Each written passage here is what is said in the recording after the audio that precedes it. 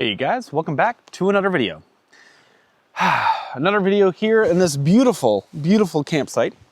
And today we are talking about the Ruko. This is actually a little drone. It's an F11Pro 2. A little bit bigger than our Dora the drone. And there's one particular draw to this guy that I love. But much like our Dora, the drone, it does have a magnetic gimbal.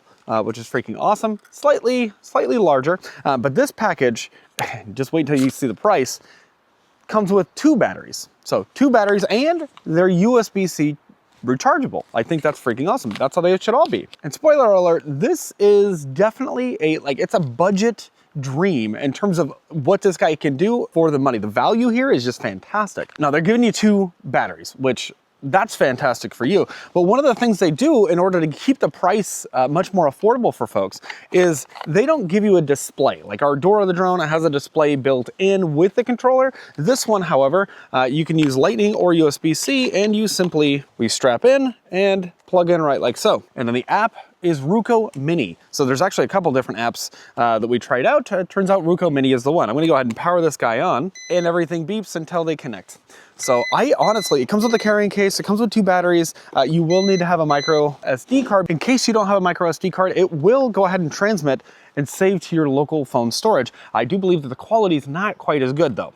I love that it has the front lamps, the bottom lights are very easy to detect. It uses GPS like most of these guys do.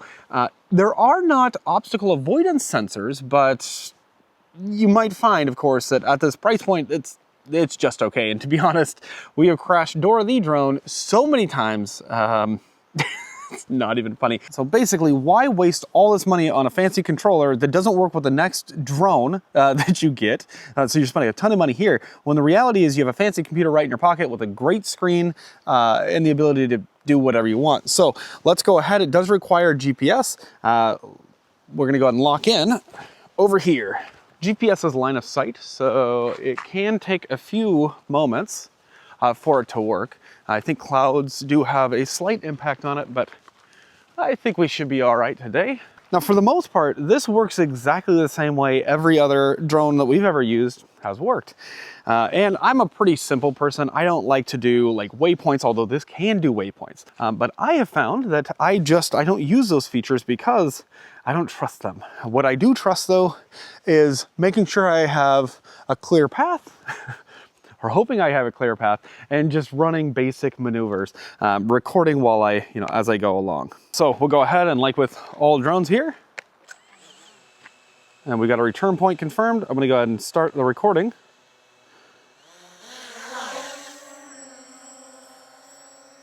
And off we go. They're so fun.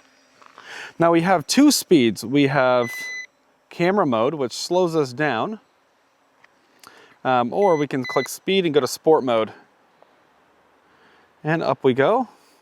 I will say the dynamic range on this guy isn't the best. And you don't really expect that out of something that costs significantly less than, a super fancy drone. But it's quite adequate for, especially for the vast majority of folks, that kids and those who just want to get into drones and you're gonna crash it a couple thousand times, right?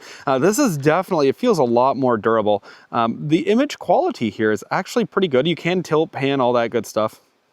And we can see kind of what's ahead on the road. But let's do a couple passes here. Let's get some footage and see what we can do.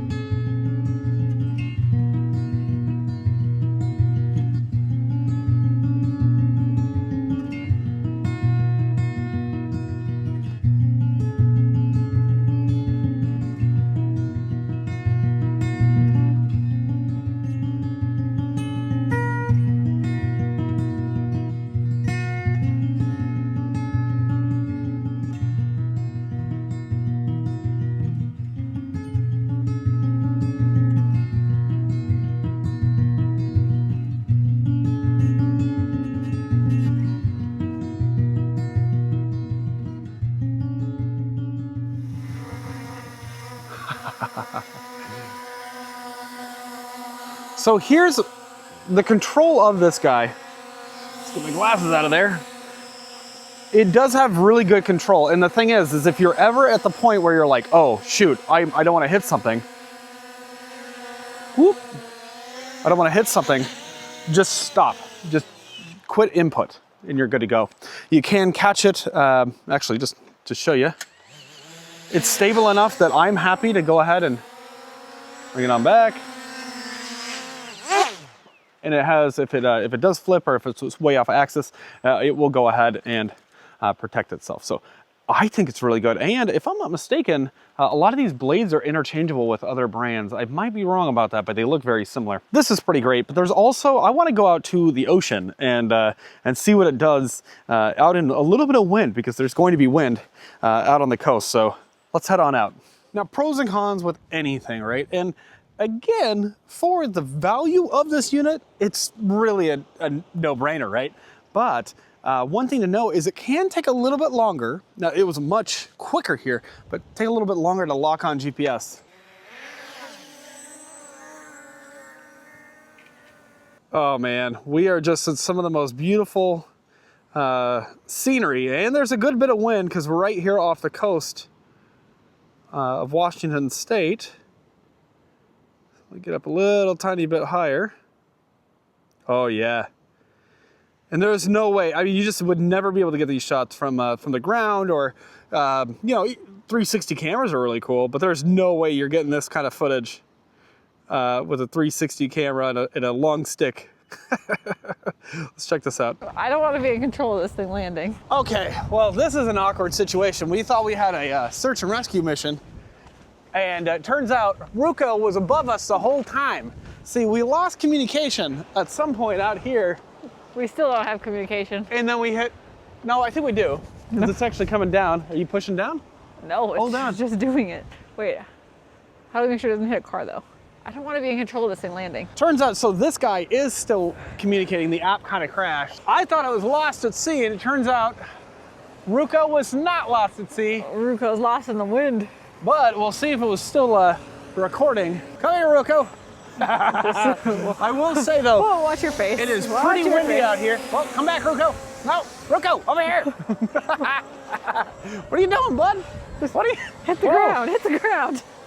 Okay, he's just doing what he wants, apparently. Okay, to the ground. Land, lady. All right. Woo. Okay, that was... We have lost communications for a solid 5 minutes now. Yeah, it was like 5 minutes. Emma slowly walked to the truck, got her knocks, came back. Grab that. She was not in a hurry to find Ruko here. It was not. Oh, goodness. But it is back. Oh, I got to tell you to stop. I'll just shut you off. You'll be all right. I thought we lost it. Okay. So while we're out there, I wanted to get some cinematic footage, and I just wanted to control the pitch here of the lens itself. So I pressed the return to home button. Apparently that did work, but it didn't land it, which I kind of like. That, you know, we could hear it, I just couldn't see it, you know. So like what, and we could see it out there, and like we like saw a bald eagle, took our eyes off of it for a second, and all of a sudden we're like, wait, where is it, right? And a little, this guy up at 360 feet, yeah, you're gonna probably lose it. It's easy to lose. So anyways, yeah, hovering above us the whole time. I feel like an idiot, but I hope that footage is really good. Let's see how that looks. I actually never pressed record, is what I'm guessing, from our La Push footage where we had a little bit of fun. But I do want to go over to our second favorite campground. So here we're at the Ho Oxbow campground. This is in the Olympic National Forest. We're gonna go over to Cottonwood Meadows, or Cottonwood Campground, I guess. It is so beautiful. I imagine it's gonna be, you know, pretty busy on a day like today, on the weekend, but let's go get some good footage.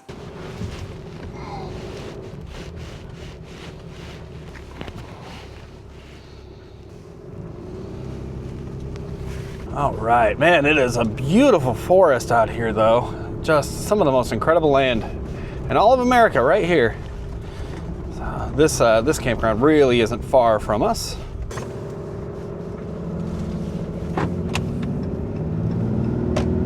All right, Cottonwood Campground. Just this way. And it is just some incredible forest out here. Oh gosh, it's so lush. But there's an interesting river out here too. We used to be able to, if you had four-wheel drive, you could drive out there. It would have no problem making it. So we'll see if that's still available, if that's been washed out or dammed or something like that. So while these spots, there's a dry toilet there. While these spots are a little ways out here, this is definitely a close second favorite campground for us. And it's not on the river. It's not directly on the river, but as a result, I think it has a little bit less in the way of bugs and whatnot. All right, let's get this guy up. And yeah, you pop that battery in. I do really like the USB-C. That's a huge pro for me. Now, while that's loading up, so I think we could easily make it through this. A little Tacoma or a Jeep would be even better. I just don't really want to coat the truck in mud, and I think Emma would appreciate that as well. Once you start hooking up the rig, it's kind of hard to, you got to drop the trailer off in order to run it through a car wash. But that doesn't mean we can't see what's past here, because I know there's a river and I know there's a creek that connects up, so we can see. Is anybody out there?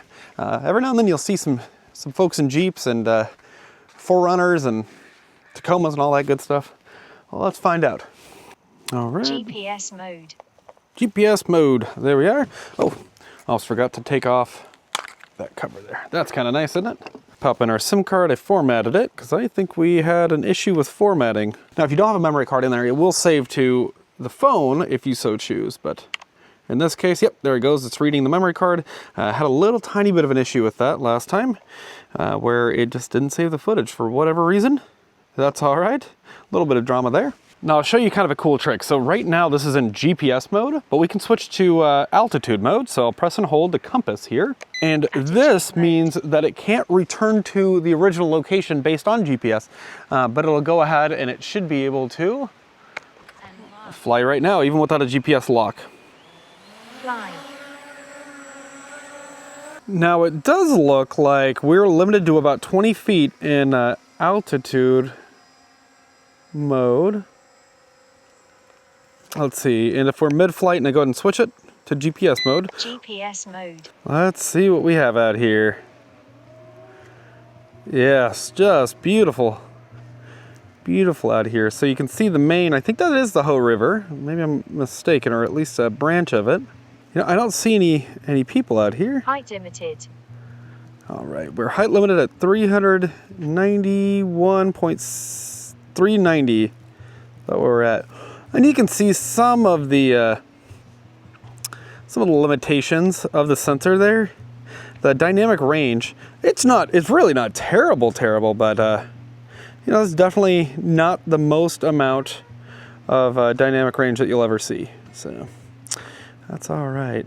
But again, the value of this guy is just incredible. Return home. Drone low voltage. Okay, yeah, let's get it back. And it's showing that we have 29% right now. So let's get this back somewhere that I can recognize it.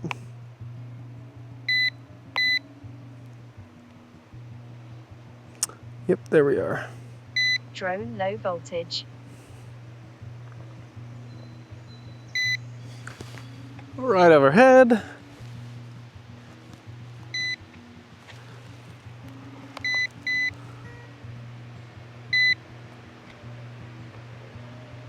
Stop, return home.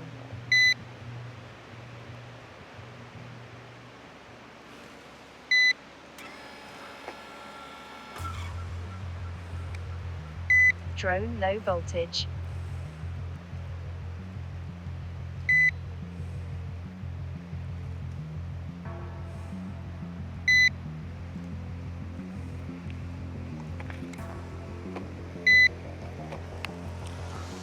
Oh, right in the train.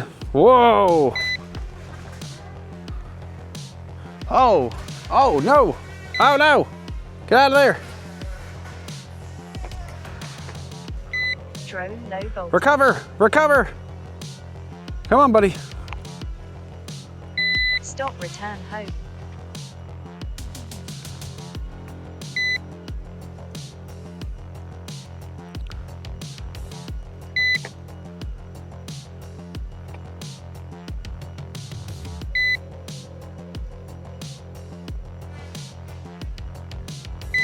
Drone low voltage. Come on, buddy, get out of there.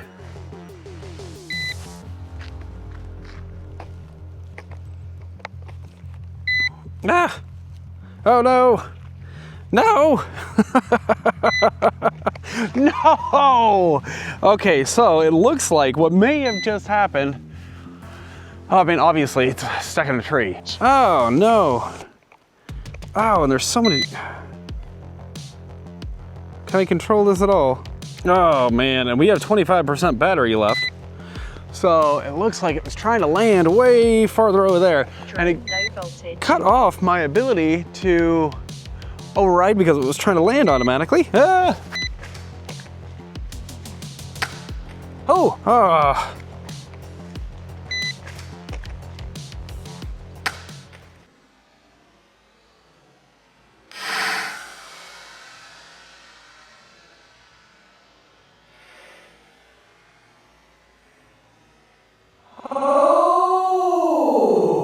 Found it.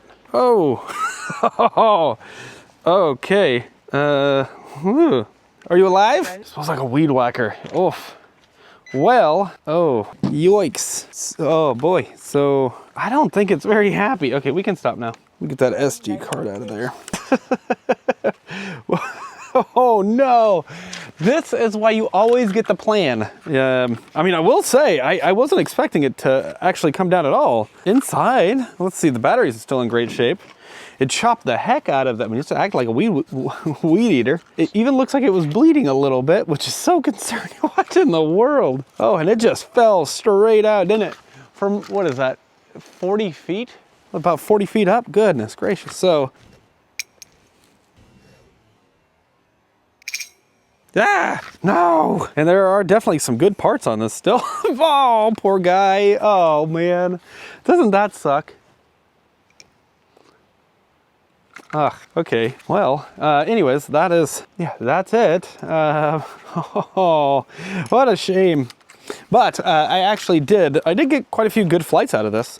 But in some cases, either I wasn't recording or, something. So, obstacle avoidance and detection would be nice. And this is part of why I'm not a huge fan of like auto return to homes. I don't use those functions as much as I can, but it was one of those things that I really wanted to test out. Wow, that thing like wants to like pop all out. It wants to like come on out. That's crazy. Ah. Well, bummer. Anywho, yes, the automated features, not a huge fan, just of any computer. I'm still kind of a manual kind of guy for reasons like this, but I will say when it was flying very well. And so we thought we lost it earlier, but unfortunately it wasn't capturing footage. I took the SD card out this time. Hopefully it captured all the footage. Really hope this does the trick, and I'm very sad about this. But anyways, I will, what a disaster. I mean, hopefully you guys saw that. Oh man. Straight out of the tree. Anyways, thank you guys for watching. I'm gonna leave a link to one of these so you guys know what not to do when you're flying your drone, your Ruko F11Pro 2. I'll leave a link, but I really think they are a great tool. If you do buy one, heavily consider the replacement plan because you never know. Thanks for watching. We'll see you in the next video. Bye, guys.